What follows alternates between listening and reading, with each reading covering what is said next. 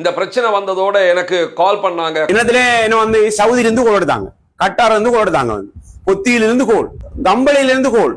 போராடி அத்தனை பேரையுமே இனப்பிரச்சனையை உண்டாக்குறான், நிம்மதியை கெடுக்க பாக்குறாங்க, பிரச்சனையை உண்டாக்குறாங்கன்னு போராடியவர்களை எப்படி குற்றம் சாட்டுவீர்கள்? இன ரீதியான எந்த ஒரு முருகலும் ஏற்படல, சமாதானமான நாங்க சந்தோஷப்பட்டு இருந்தோம். அதை பொறுக்கேனாதாக்கள் இது ஒரு பிரச்சனையாக எடுத்தாங்க. அப்ப சமூகத்துக்கு ஏற்படுகிற பிரச்சனைய வெளியில வந்து சொல்லி இதுக்கு தீர்வு எடுத்து தாங்கன்னு சொல்றதும் சந்தர்ப்பவாதமா? அதை பேசுறதும் பிரச்சனையா? அங்க ஆர்ப்பாட்டம் செய்ய போறாங்களாம், ஹைகோர்ட்டுக்கு போறாங்களாம், வந்து இப்படிமே பல அதான் அந்த இது அவங்கள ஜீரணிக்க இல்லாம. சரி, ஒரு பிரச்சனையுமே இல்லாம தான் அந்த பிள்ளைகள் எல்லாரும் சேர்ந்து ஹியூமன் ரைட்ஸ் போனாங்களா? அப்ப நீங்க சொல்லுங்க, அந்த பிள்ளைகளும் இனவாதத்தை கலப்புறாங்க.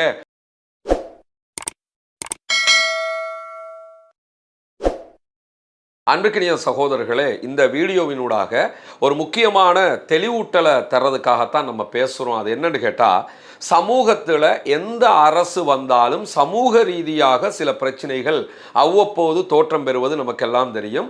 அந்த அடிப்படையில் இஸ்லாமிய பெண்களுடைய ஆடை விவகாரம் என்பது இந்த அரசு, அனுரகுமாரனுடைய அரசு வந்ததற்கு பிறகும் ஓரிரு தடவைகள் பிரச்சனைக்குள்ளாகி இருப்பது நாம் எல்லாம் அறிந்திருக்கக்கூடிய நிகழ்வுகளாக இருக்கிறது. ஆனால் அந்த கோரிக்கைகள் முன்வைக்கப்படுகிற நேரத்தில் அதற்கு முடிந்த வரைக்கும் அவர்கள் அவசரமாக தீர்வுகளையும் தருகிறார்கள் என்பது மிகவும் திருப்திகரமானது. இதில் எல்லாம் எந்த மாற்று கருத்தும் கிடையாது. அந்த வகையில் நம்ம பார்த்தோம்னு சொன்னால், கடந்த சில நாட்களுக்கு முன்பதாக கல்முனை ஆதார வைத்தியசாலைக்கு பணிக்காக சென்ற ஒரு 9 இஸ்லாமிய சகோதரிகள், அவங்க இஸ்லாமிய ஆடை முறையில் ஹிஜாப் அணிந்து கொண்டு மருத்துவமனைக்கு வேலைக்கு வரக்கூடாது என்கிற பிரச்சனை அங்கிருக்கக்கூடிய பணிப்பாளர் உள்ளிட்ட சில பேரால் உருவாக்கப்பட்டிருந்தது. இந்த சம்பவம் வெளியிலே தெரிய வந்து பல தரப்பாலும் அது ஒரு பேசு பொருளாக மாறியது. கடந்த வாரம் அமைச்சரவை செய்திகள் முடிவுகளை வெளியிடக்கூடிய நிகழ்வில் பங்கெடுத்த அமைச்சரவை ஊடக பேச்சாளர் டாக்டர் நலிந்த ஜெயதிச, அவர்தான் ஹெல்த் மினிஸ்டராகவும் இருக்கிறாரு. அவரிடத்திலும் சகோதரர் அப்துல் ரஹ்மான் இது தொடர்பான கேள்விகளை எழுப்பியிருந்தார். கனிஷ்ட சௌக்கிய சகாயකයන් ලෙස නවපත්වීම් ලැබූ මුස්ලිම් කාන්තා නිලධාරණයන්ට තමන්ගේ ඇදුම මුල් කරගෙන සේවයට වාර්තා කිරීමේදී බාධා එල්ල කර බව චෝදනාවක් යෙදෙනදී සමාජ මාධ්‍ය තුල අපි දැක්කා. எங்களுக்கு இது தொடர்பான எந்த விவரமும் வரல, அப்படியான செய்திகள் வந்தால் அது சம்பந்தமான நடவடிக்கை எடுக்கிறோங்கிற கருத்துப்பட அவரும் தன்னுடைய பதில்களை சொல்லி இருந்தார். ඔය ශේෂ්ත්‍රයේ මෙච්චර කාලයක් ප්‍රශ්නයක් ඇවිල්ලා තිබුණේ අමාත්‍යාංශයට.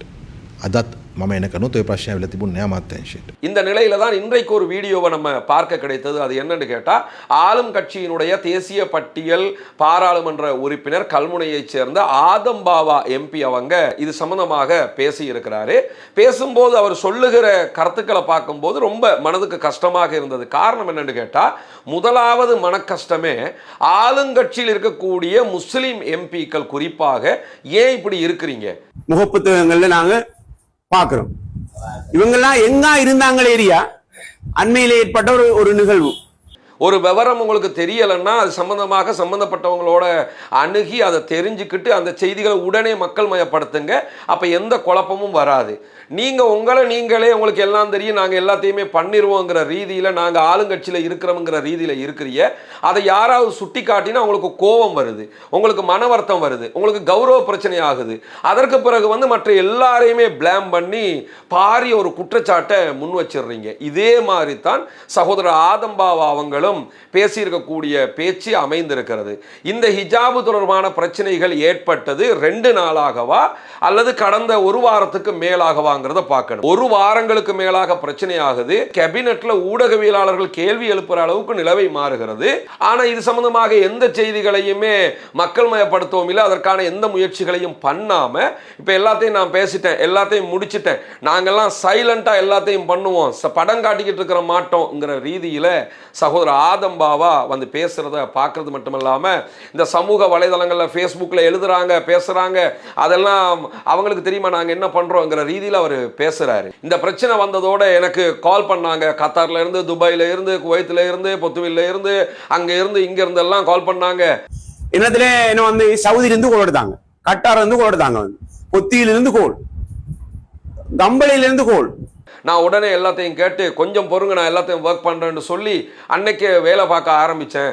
பிரதி அமைச்சருக்கு கால் பண்ணேன், உடனே அவர் எடுத்துட்டாரு. எடுத்து முடிய அவருக்கும் விஷயத்த சொன்னேன், எல்லாத்தையும் நான் இப்படி எல்லாம் செஞ்சுக்கிட்டு வந்தேன், அந்த பிள்ளைகளோட இப்படி பேசினேன், அந்த பிள்ளைகள் எனக்கு இப்படி பதில் சொன்னாங்கன்னு ஒரு பட்டியலை அவர் சொல்லி வர்றாரு. சொல்லிட்டு என்ன சொல்றாருன்னா, இது எல்லாத்தையுமே நாங்கள் கம்ப்ளீட்டாக முடிச்சிட்டோம், ஆனால் பல பேரும் இதை வச்சு அரசியல் ஆதாயம் அடைய பார்க்குறாங்க, ஆர்ப்பாட்டம் பண்ண போகிறாங்களாம், ஹைகோர்ட்டுக்கு போக போகிறாங்களாம், அது பண்ண போகிறாங்களா, இது பண்ண போகிறாங்களாம், படம் காட்டுறாங்க, இவங்க எல்லாரும் அமைதியாக இருக்கிற நாட்டுக்குள்ள இன நல்லுறவை கெடுக்க பார்க்குறாங்க என்றெல்லாம் தங்களுடைய கலாச்சார ஆடை அணிவதற்கு, இஸ்லாமிய ஆடை அணிவதற்கு உரிமை தாருங்கள் என்று குறித்த 9 சகோதரிகளும் கோரிக்கை வைக்கிறாங்க. அது மறுக்கப்படுகிறது. அதற்கு பிறகு அதற்காக சட்டத்தரணிகள் களமிறங்குகிறார்கள், சமூக செயல்பாட்டாளர்கள் களமிறங்குகிறார்கள், பாராளுமன்ற உறுப்பினர்கள் பேசுகிறார்கள், இஸ்லாம் அல்லாத பிறமத பாராளுமன்ற உறுப்பினர்கள் சகோதரர்கள் பேசுகிறார்கள், பிறமத சகோதர சகோதரிகள் குரல் எழுப்புகிறார்கள். இதுவெல்லாம் நடக்கிற போதெல்லாம் கையை கட்டி வாய மூடி அமைதியாக இருந்துட்டு இந்த அழுத்தம் எல்லாம் வந்ததுக்கு பிறகு ஏதாவது ஒரு தீர்வு வந்துச்சுன்னு சொன்னா, அந்த தீர்வு எங்களால தான் வந்துச்சு, நாங்களாம் சைலண்டா எல்லாத்தையும் முடிச்சிருவோம் என்று சொல்லி அதை மட்டும் பெருமை பேச வர்றீங்க. நீங்க பெருமை பேசினா கூட பரவாயில்லை, போராடி அத்தனை பேரையுமே இனப்பிரச்சனையை உண்டாக்குறான், நிம்மதியை கெடுக்க பார்க்கறாங்க, பிரச்சனையை உண்டாக்குறாங்கன்னு போராடியவர்களை எப்படி குற்றம் சாட்டுவீர்கள்? அப்ப இந்த ஆட்சி கிட்டத்தட்ட 20 மாசம் நாட்டுல எந்த ஒரு அசம்பாவிதமும் இன ரீதியான எந்த ஒரு முருகனும் ஏற்படல, சமாதானமான நாங்க சந்தோஷப்பட்டு இருந்தோம். அதை பொறுக்க இல்லாத ஆட்கள் இது ஒரு பிரச்சனையாக எடுத்தாங்க. இந்த அழுத்தம் இல்லாட்டி இதெல்லாம் நடக்குமா? இது இன்னைக்கு மட்டும் இவங்க சொல்லலைங்க. இதுக்கு முன்பதாக இந்த குர்பான் பிரச்சனை வந்த நேரத்தில் குர்பானுக்குரிய சேக்குலர் வரல, குர்பான் அறுக்கக்கூடிய நாட்கள் கண்ட்ரவர்ஷியல் ஆகுது, வெசக்கும் பெருநாளுக்குரிய நாட்களும் ரொம்ப நெருக்கத்தில் பக்கத்தில் வந்துருச்சு. அப்ப என்ன பண்றதுன்னு சமூகமே யோசிச்சுக்கிட்டு இருக்கும்போது கேபினெட்ல இதை கேள்வியா எழுப்பினா, பாராளுமன்றத்தில் முஸ்லிம் பாராளுமன்ற உறுப்பினர்கள், ஆளுங்கட்சி உறுப்பினர்கள் பாத்தீங்களா இனப்பிரச்சனையை உண்டாக்க பார்க்கிறார்கள் அப்படிங்கிறாங்க. அப்ப உங்க அரசாங்கத்தில் எதை கேள்வி கேட்டாலும், சமூகத்துக்கு தேவையானது ஏன் பண்ண மாட்டீங்கன்னு கேட்டாலும், கேட்கிறவன் பூரா இனவாதியா, கேட்கிறவன் பூரா பிரச்சனைக்குரியவனா? என்ன மனோநிலையில நீங்க இருக்கிறீங்க? இந்த மக்கள் எல்லாம் கடந்த அரசாங்கத்தை விரட்டி அடிச்சதே உங்களை மாதிரி பாராளுமன்ற உறுப்பினர்கள் கடந்த அரசாங்கத்திலும் இருந்ததுனாலதான். சமூகத்துக்கு ஒரு பிரச்சனை வரும்போது சமூகத்தை சார்ந்த பாராளுமன்ற உறுப்பினர்கள் அதற்காக பேச வேண்டும், குரல் எழுப்ப வேண்டும், அரசாங்கத்திடத்தில் கொண்டு போகணும், பாராளுமன்றத்தில் கேட்கணும், அமைச்சர்களோட பேசணும், அதை செஞ்சு தீர்வு தரணும். அதை செய்யுங்கன்னு சொல்லி ஒரு அழுத்த சக்தியாக மாறி மக்கள் கோரிக்கை விடுத்தா, சமூக வலைதளத்தில் கேள்வி கேட்டா அத்தனை பேருமே இனவாதி ஆக்குறது. நாங்க முடிச்சிட்டோம் பார்த்தீங்களா, நான் பேசினேன், நான் அது பண்ணினேன். உங்களுக்கு சுகாதார அமைச்சரோடையே பேச முடியல, டிப்யூட்டி மினிஸ்டர் போன் எடுத்துட்டாருங்கிறதையே பெருமையா சொல்லிக்கிட்டு இருக்கீங்க. உங்க போனை ஒரு சுகாதார பிரதி அமைச்சர் அட்டென்ட் பண்றதே உங்களுக்கு பெரிய செய்தியா இருக்குது. ஆனா கேபினெட்ல சாதாரணமா ஒரு ஊடகவியலாளர் போய் இதை பத்தி சொல்லுங்க சமூகத்துக்குன்னு சொல்லி அசால்ட்டா கேள்வியை கேட்டுறாரு, அவங்களும் பதில சொல்லிடுறாங்க. நீங்க அணுக முடியல, அணுகினாலும் உங்களுக்கு பதில் கிடைக்குது இல்லைன்னா அதுக்கேற்ற மாதிரி சொல்லுங்க. கிழக்கு மாகாணத்தில் எத்தனையோ காரியங்கள் நடக்கிறது, நீங்க எத்தனையோ செஞ்சீங்க? அருண் ஹேமச்சந்திரங்கிற உங்களுடைய அரசாங்கத்தை சேர்ந்த பிரதி அமைச்சர் கிழக்கு மாகாண வரலாற்றிலேயே மாகாணத்துக்குரிய செக்ரட்டரியாக ஒரு தமிழ் பேசுகிறவரை கொண்டு வந்து நியமித்திருக்கிறார். கடந்த அரசாங்கத்திலும் இந்த அரசாங்கத்திலும் முஸ்லிம்களாக இருக்கக்கூடிய பாராளுமன்ற உறுப்பினர்கள் இப்படி ஒரு காரியத்தையாவது செய்ய முடிஞ்சதா? அவங்களால செய்ய முடியல. அவங்களுக்கு முடியுது, உங்களுக்கு முடியல. உங்களுக்கு முடியலன்றதை நாங்கள் சொன்னா அதை தாங்கிக்கிறவும் முடியல.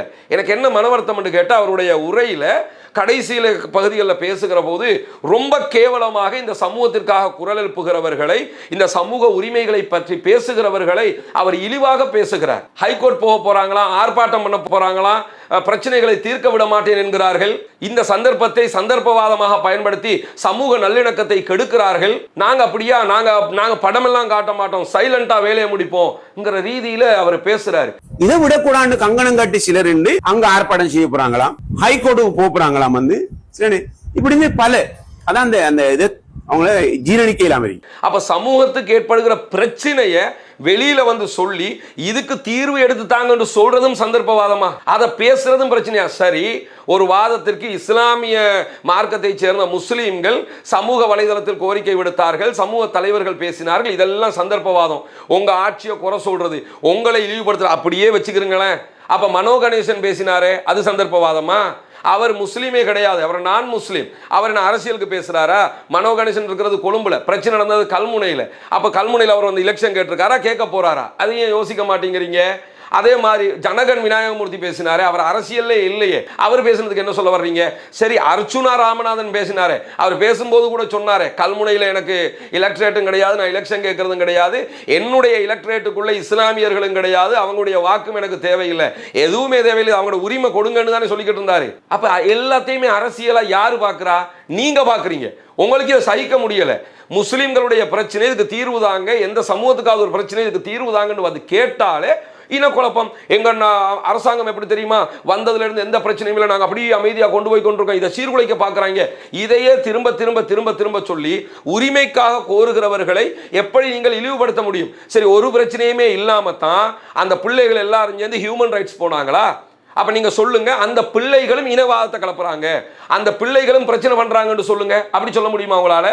என்னமோ இதுக்காக குரல் எழுப்பி இவங்க அத்தனை பேரையுமே கெட்டவர்களாக காட்ட முனைகிறீர்களே. முதலாவது இந்த பிரச்சனைக்கு உள்ளான பெண் பிள்ளைகள் இந்த செய்தியை வெளியே சொல்றாங்க. நீங்க எல்லாம் போன் பேசிட்டோம், டிப்யூட்டி மினிஸ்டரோட பேசிட்டோம்னா அந்த பிள்ளைகள் எதுக்கு ஹியூமன் ரைட்ஸ் போனாங்க, எதுக்கு போய் கம்ப்ளைண்ட் பண்ணாங்க?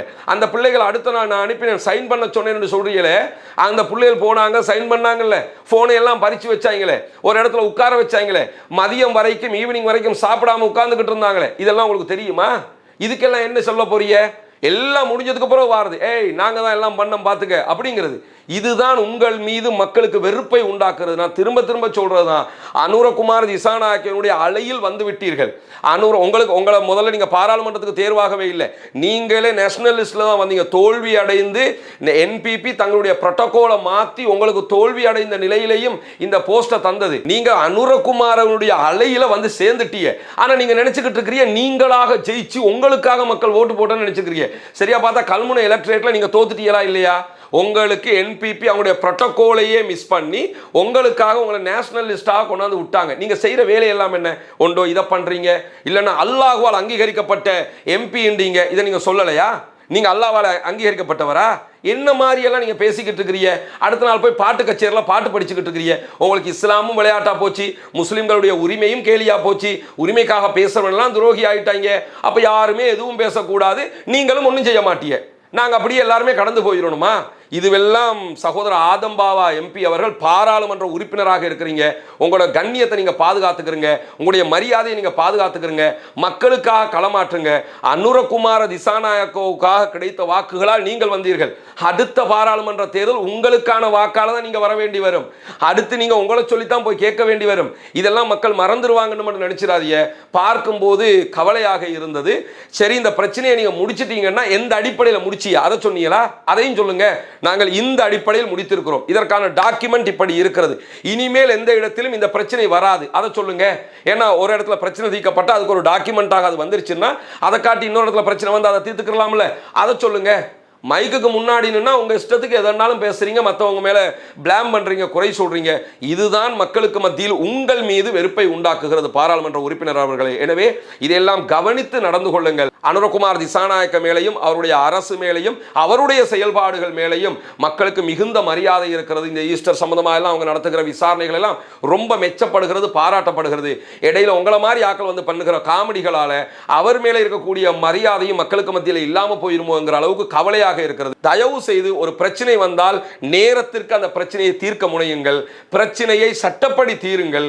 உங்களால் முடியாவிட்டால் அமைதியாக இருந்து விடுங்கள். மக்களாக கோரிக்கை வைத்து அரசினுடைய கவனத்துக்கு கொண்டு போய் மக்களே அதற்குரிய தீர்வுகளை பெற்றுக்கொண்டு விடுவார்கள். இப்ப பெற்றுக்கொண்ட மாதிரி பெற்றுக்கொண்டதற்கு பிறகு நான் தான் செஞ்சேன்னு மட்டும் மார்க்ஸ் போட வராதிய. இதுதான் மக்களுக்கு மத்தியிலே உங்கள் மீதான கோபத்தையும் வெறுப்பையும் உண்டாக்குகிறது. உங்க மேல தனிப்பட்ட ரீதியில் எங்களுக்கு எந்த பிரச்சனையும் கிடையாது. நீங்க செய்யற இந்த வேலையில பார்க்கும்போது தான் என்னடா இந்த மாதிரி சப்புண்டு ஆயிருது. அதனால தான் இந்த செய்தியை உங்களுக்கு சொல்ல விளைந்தேன். ஏற்கனவே வந்த மாதிரி பிரச்சனைகள் வரும்போது குரல் கொடுக்கிறவர்களை தயவு செய்து மலினப்படுத்தி நீங்க சூப்பர்னு மட்டும் காட்ட வந்துடாதீங்க. நீங்க யாருங்கிறதும் எல்லோருக்கும் தெரிந்திருக்கிறது சகோதரர்களே.